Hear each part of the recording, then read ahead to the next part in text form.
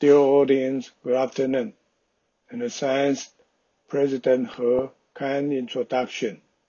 I also like to thank the committee and our society to provide me have the chance to talk about the Taiwan Society of Cancer Palliative Medicine.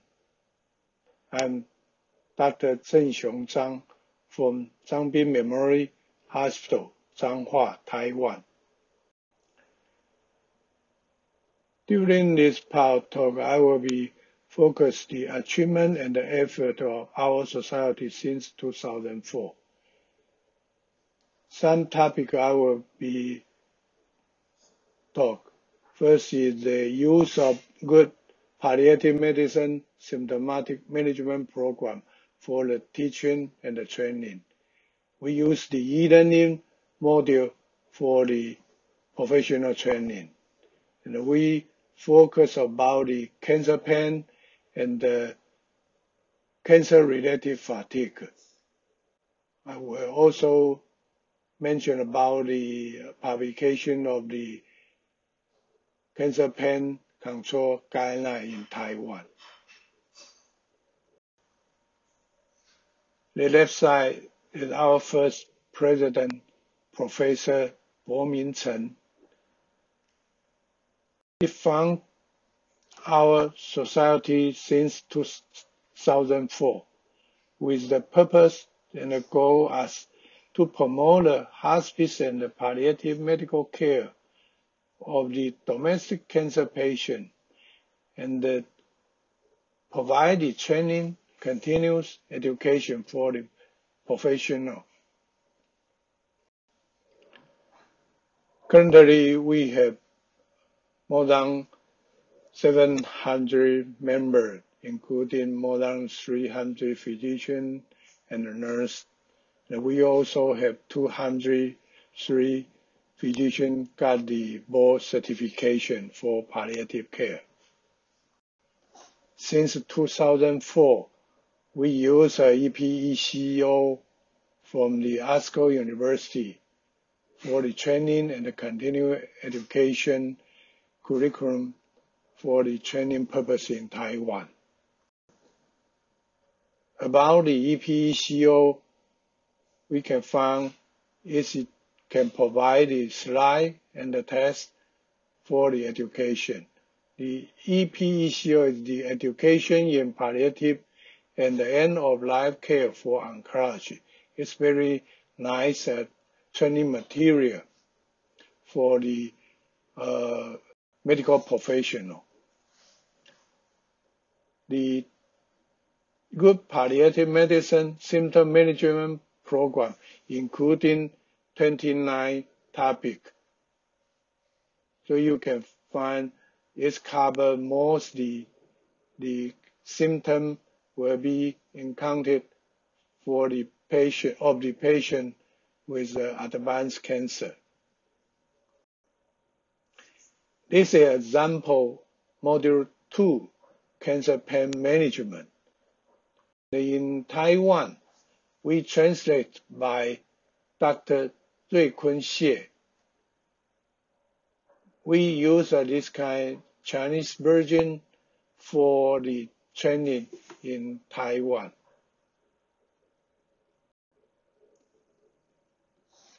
So after the complete translation, it's a curriculum for the training. We start the online training since 2005. It's a module you can find in the slide.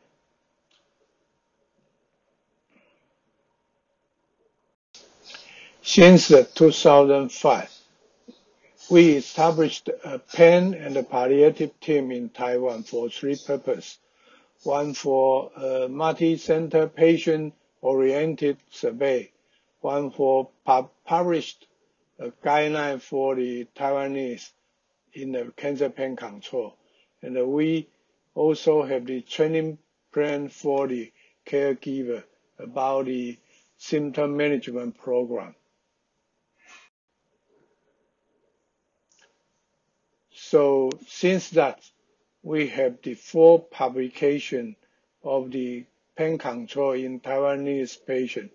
First one in 2004, and follow that at the 2017 and the 2019 and the 2020.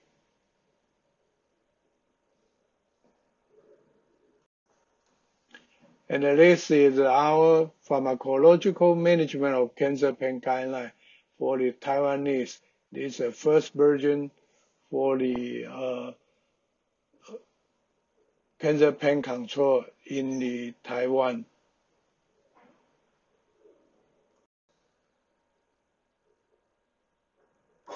After the publication of our guideline for cancer pain control, we conduct a training program, and most of the tutors come from the major medical center in Taiwan.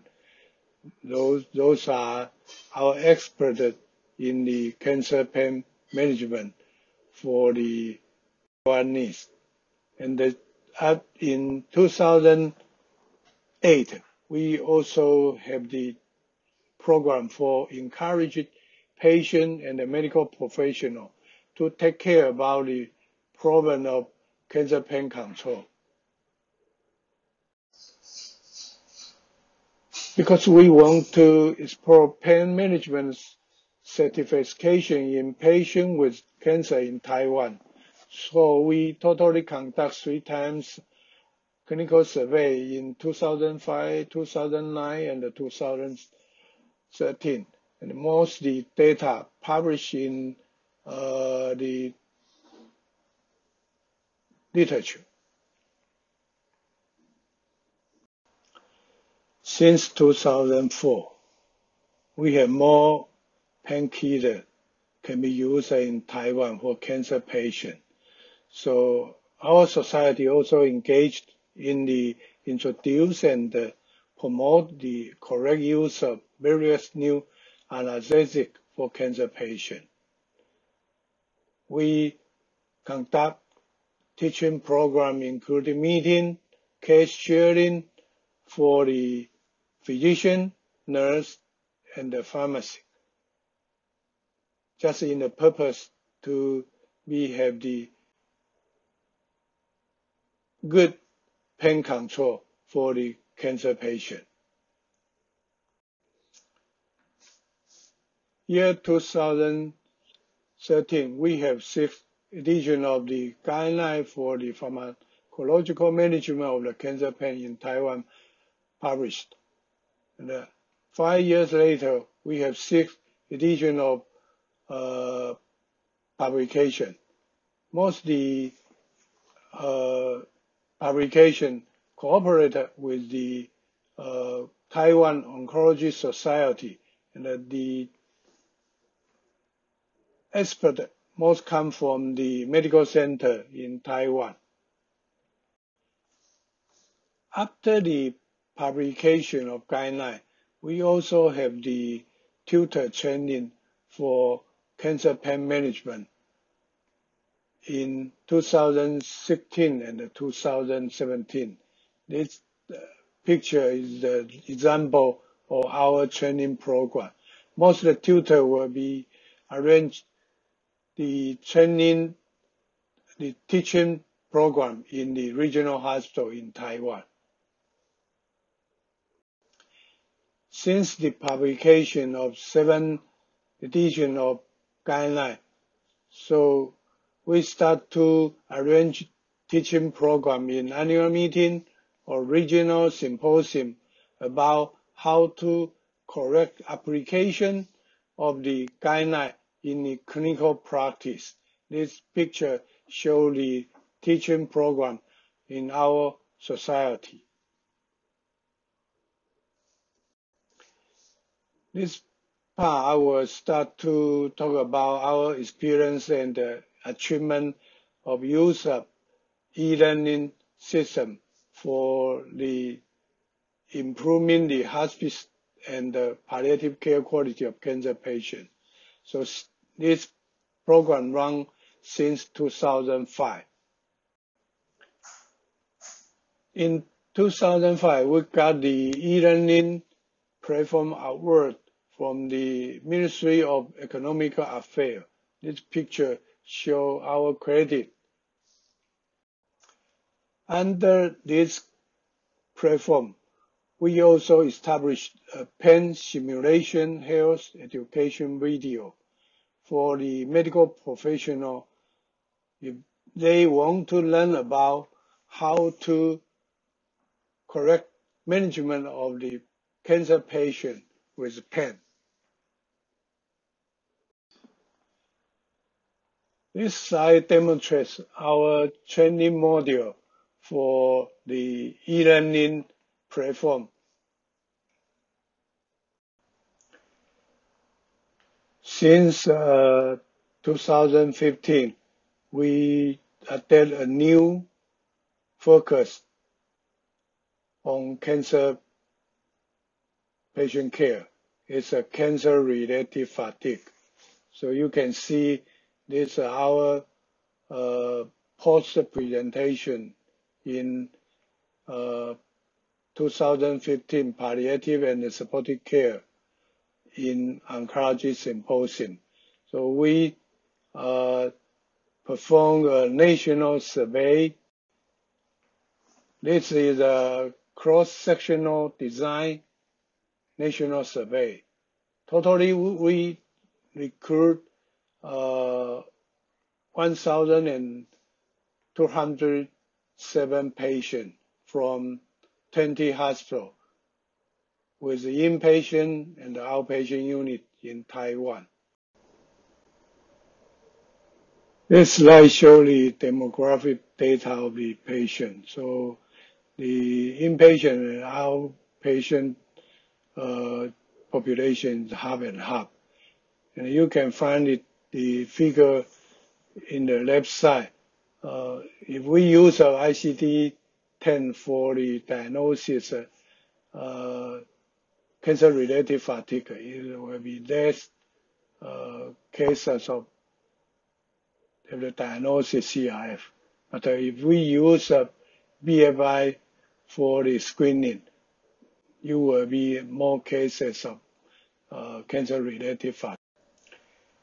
This slide presents the patient's disease condition and the quality of life affected by the cancer-related fatigue. This study had conclusion as about 94.4% of inpatient and 89.7% of outpatient experience fatigue since they have been diagnosed with cancer. The occurrence of CRF diagnosis by ICD-10 was 31.9% and 15.6% for inpatient and outpatient. It's less. Inpatient has significant higher fatigue during the past 24 hours compared to the outpatient because the more common encountered problem for the cancer patient even in outpatient. So we start to application and promotion of Chinese NRS and the VAS scale for the professional personnel working for the cancer patient care. So we provide this scale for the nurse, physician in their clinical practice. Since 2014, we have planned to publish a guideline for the management of cancer-related fatigue. So it's under our society and the Taiwan Cancer Society, we conduct several times expert meeting, and this guideline published on 2017. And we also free provide this guideline for the medical professional, including physician and the nurse. After this publication, we also start to conduct serial teaching and a lecture in different symposium, different hospitals. And we want to our medical professional, all they can know CRF is a common symptom even after chemotherapy and the radiotherapy.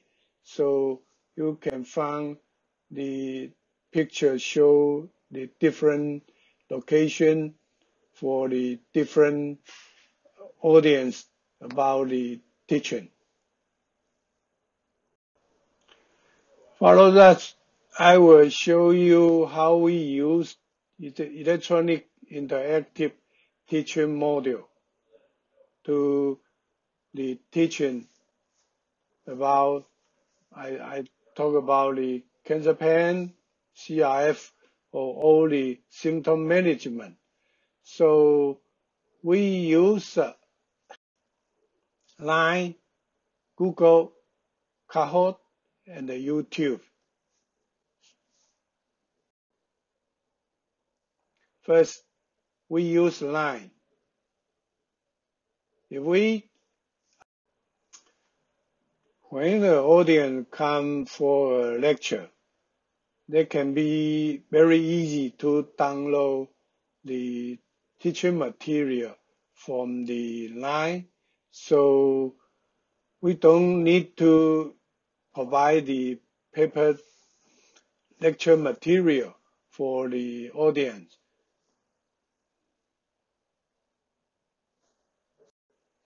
Then we use the Kahoot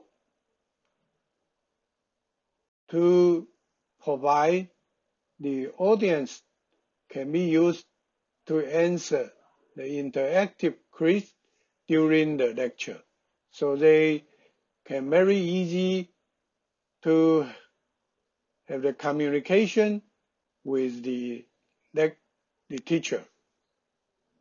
After that, we use Google for the post-lecture evaluation. So the teacher can very easy to get the feedback from the audience. And after that, we provide the lecture material and the record by YouTube. So the audience can be to review the course from YouTube. So this is a kind of e-learning model in our society in the recent years.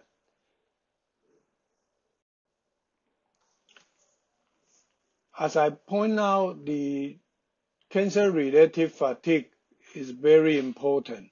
And in Taiwan, the health promotion department also asked the hospital treat cancer patient need to be provided SDM for the patient. So we also conduct SDM for cancer-related fatigue for the physician and the nurse if they need to discuss about the cancer-related fatigue, the treatment.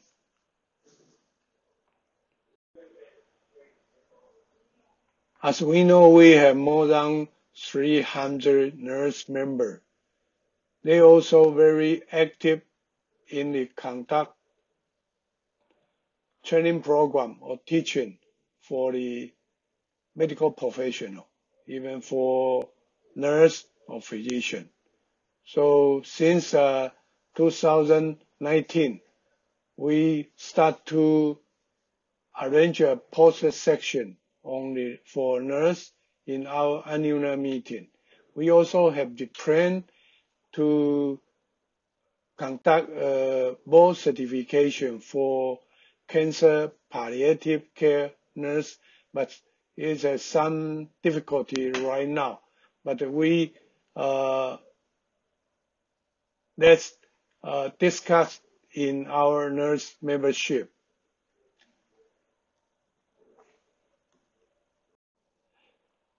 Since last year, we start our effort to revise the Good Palliative Medicine Symptom Management Program teaching material because ASCO, we saw their curriculum from the website. And we also find this new issue need to be added to this teaching material. So we just finished our slide and the writing material. We have planned to do recording and establishing online course. But the COVID-19 that we have some delay about the process, but we will keep on it to that this teaching program will be a new one in this year.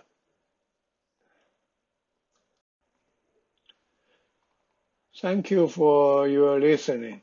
I would like to answer your question after the second part of talk. The second part of talk will be talk about the early palliative care. So this part I will finish in here.